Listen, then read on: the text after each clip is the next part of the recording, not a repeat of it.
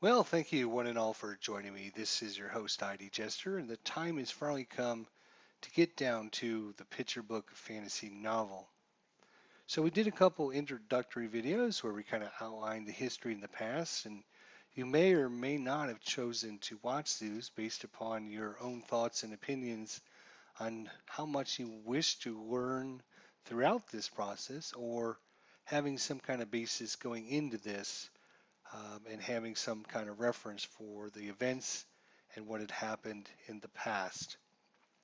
Again, I'm just going to give a real quick reminder to everyone out there that this is a work in progress.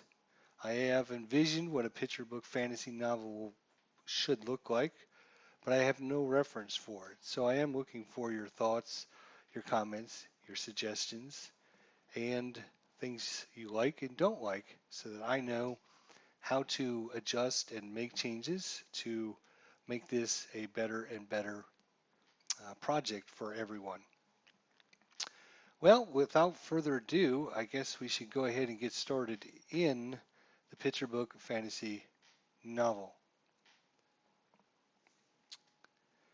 The Shadow Comes, Book 1, Chapter 1, The Watcher, a picture book fantasy story by idjester.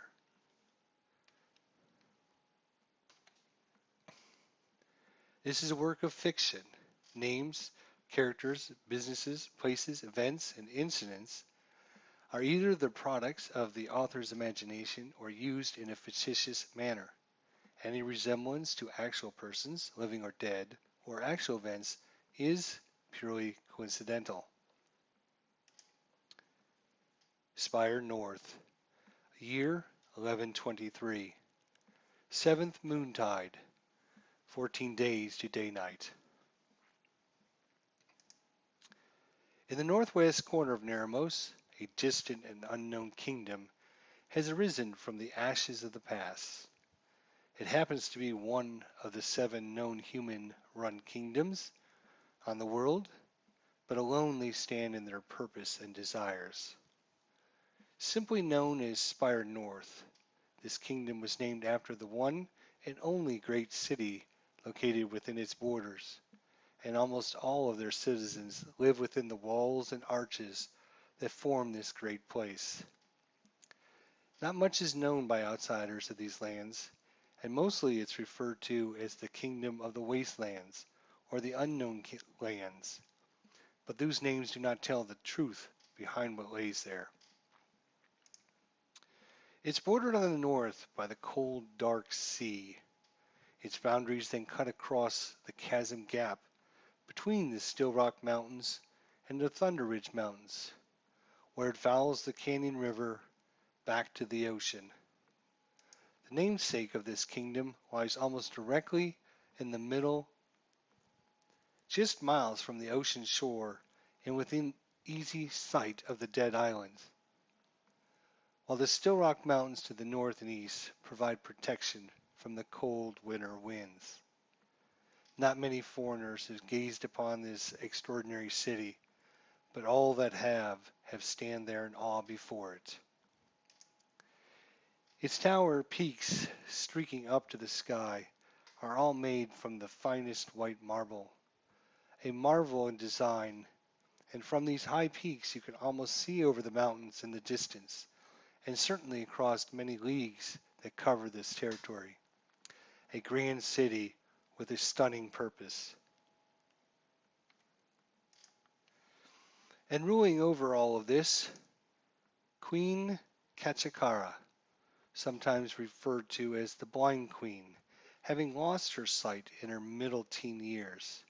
But this handicap has not deterred her from rising to power. Nay, in fact, this handicap has inspired her to ascend to a monarch more quickly than any thought was possible. A beautiful fair maiden, almost always wearing a white flowing dress from head to toe whenever she is seen, and covering her dress her long golden hair that is mostly braided by her hand servants. Holding Kachikara's ear is Balatin the Wise, an old human with a wicked temper and little or no remorse. Balaton is in fact Kachikara's uncle from her mother's side, and his wickedness comes from his love for Kachikara and his overprotective nature of her. He was glad to have a place by her side and to help govern these lands, but sometimes he wondered if he was just a fool for staying. When the queen had her own mother and father killed, or at least that's what Balaton's thoughts are of the events that happened, he worried that he would be next, but somehow he managed to survive, and the queen had only been kind to him since those days.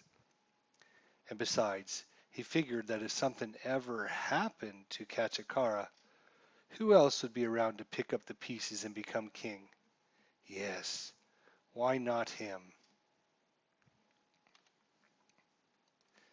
And to protect it all, the Blackguards. Horsed warrior knights of great power and strength, dressed in all manner of black armor, roam the lands keeping the peace and punishing the wicked, skilled with all manner of weapons, from axes to swords to spears and bows, a warrior's army that all men of the kingdom strive to belong to.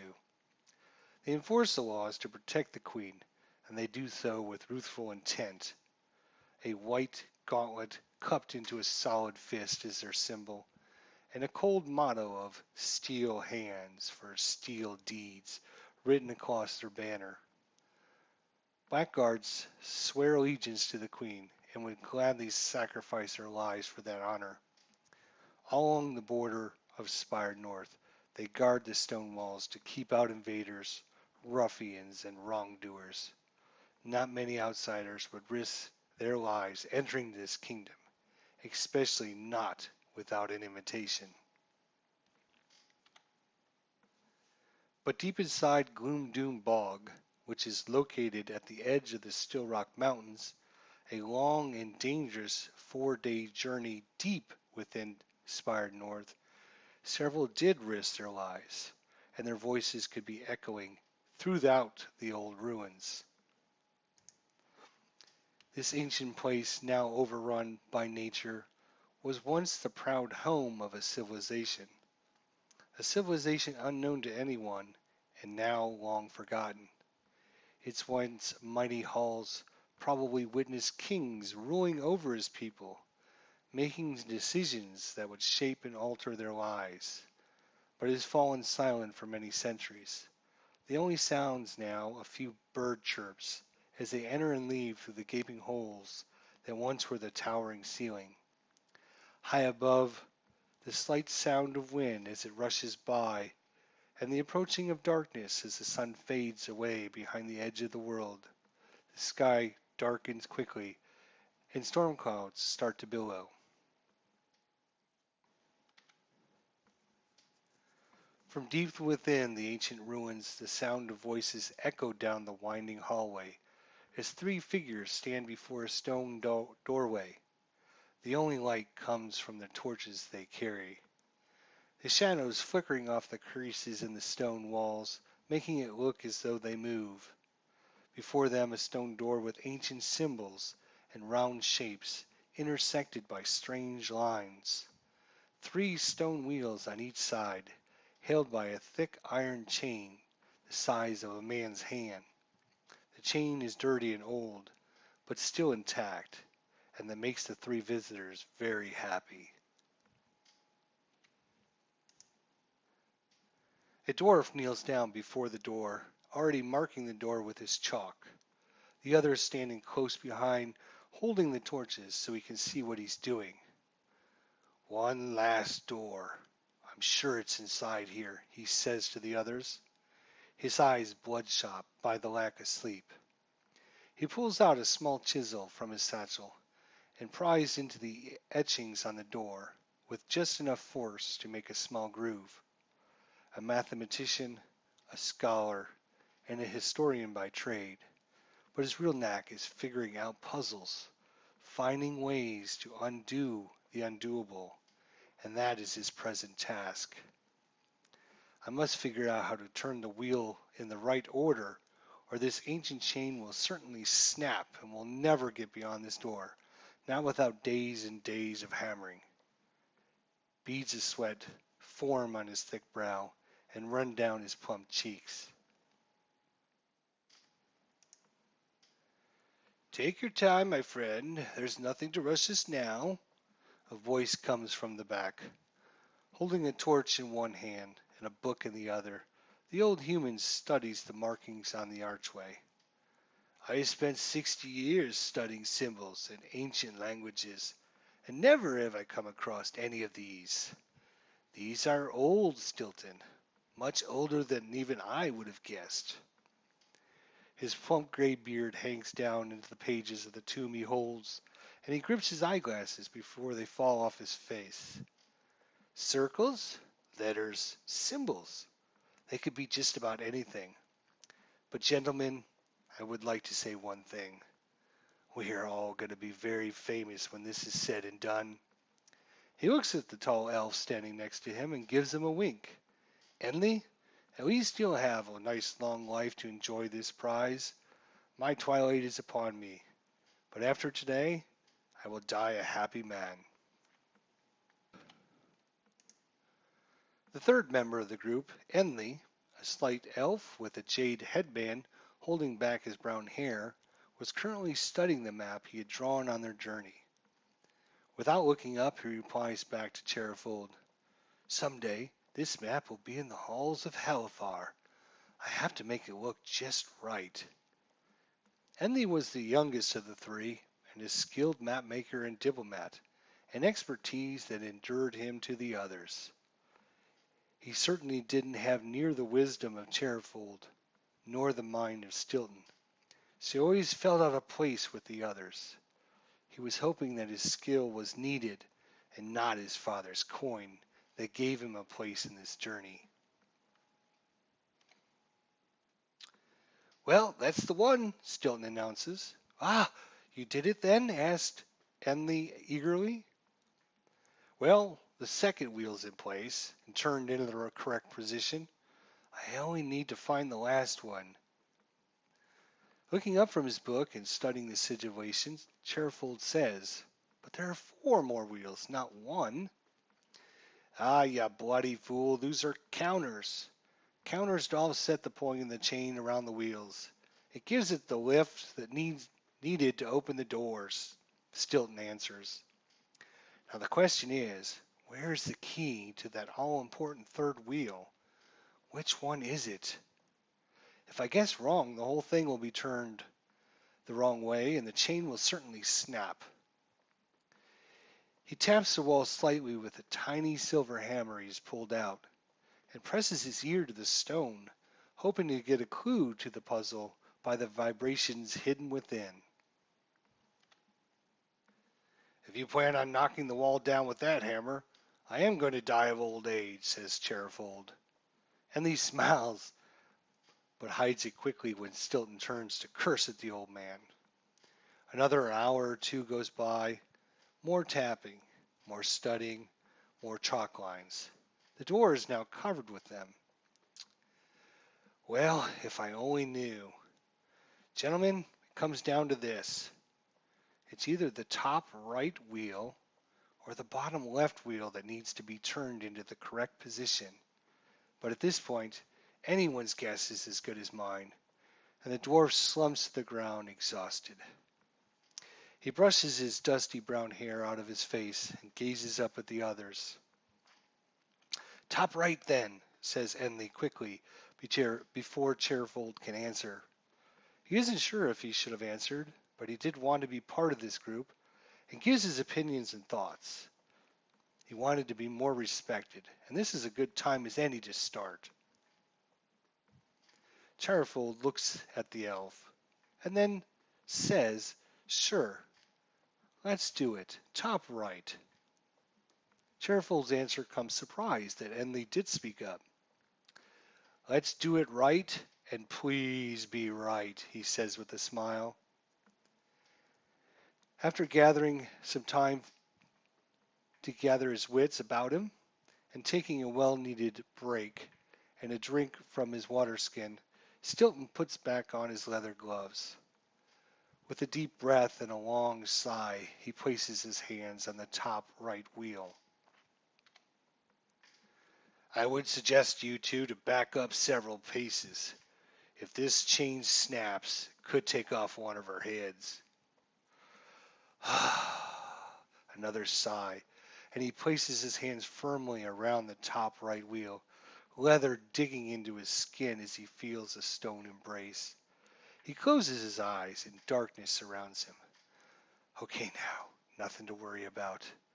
Nothing but my breathing and the cold stone of the wheel.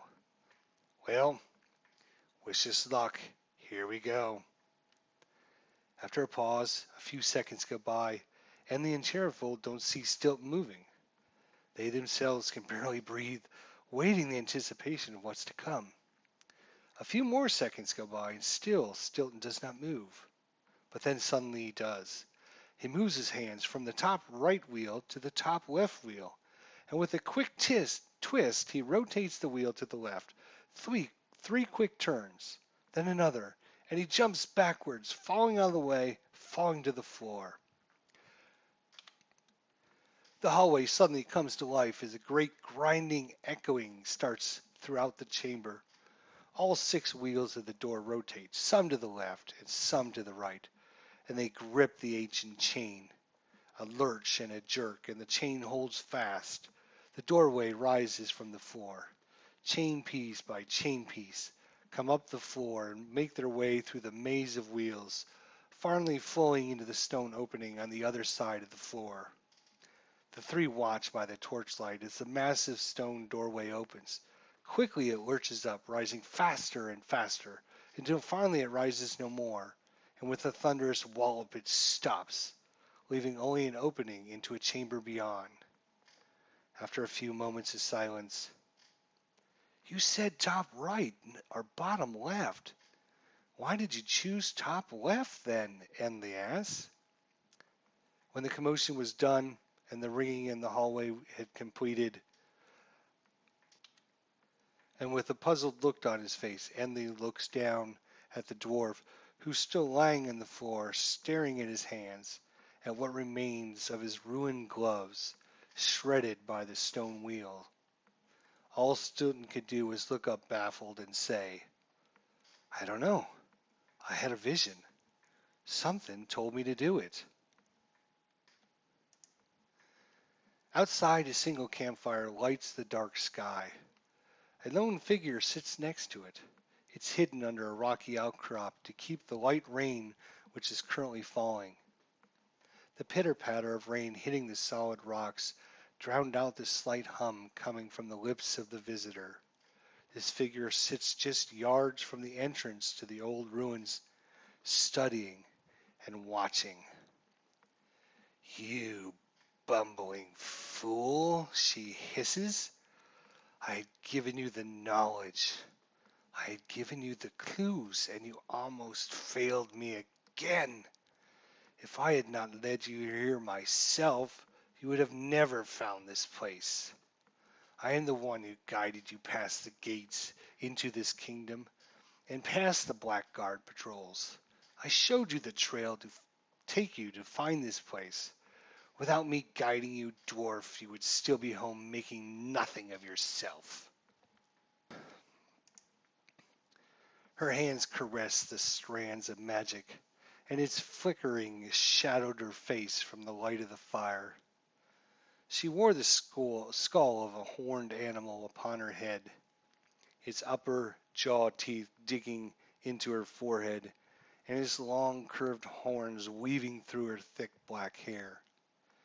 It was easy to see that she was chaos scarred from far too many fortes into the strand. Black and red lines bisected her eyes on both sides and down her cheeks. She wore the scars with pride, for they had given her great power. One wrong magic spell at the wrong time had changed her life forever, and in her eyes, for the better. She'd been given the power of sight through another, watching through their eyes, hearing what they say, like she was standing right there. She would use this power to sway many to do her favor, to give them suggestions, to give them visions in their mind. And the thought of this made her smile, and her lips curved. Moving the magic strands in her hands, she blended them into her scarred eyes, and she got a vision of Stilton looking up at Enlil. Softly she whispers, "You have much to do now, dwarf. Now get up and find the answer. You must figure out the last piece of the puzzle. You don't want to eat. You don't want to sleep. You only want to be finished and find the answer." To be continued. Thanks for joining me.